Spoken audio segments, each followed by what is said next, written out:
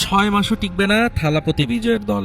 তামিলনাড়ুর ক্ষমতাসীন টিভিকে সরকারকে সরাসরি এমন সময়সীমা বেঁধে দিলেন ডিএমকের প্রবীণ নেতা অনিতা রাধাকৃষ্ণন।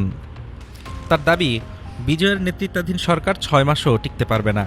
দীর্ঘ 62 বছরের চেনা সমীকরণ ভেঙে তামিলনাড়ুর মসনদে এখন নতুন মুখ থালাপতি বিজয়। কিন্তু সরকার গঠনের পর থেকেই তার পিছু ছাড়ছে না রাজনৈতিক আক্রমণ। এবার বিজয়ের সরকারকে সরাসরি পতনের আলটিমেটাম দিল ডিএমকে।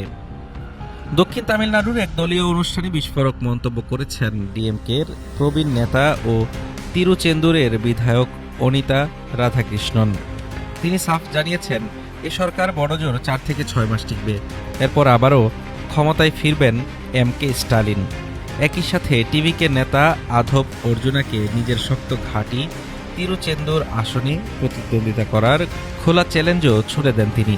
সাম্প্রতিক নির্বাচনে 234 আসনের মধ্যে 108টিতে জয় পেয়ে চমক দেখায় বিজয়ের দল টিভিকে।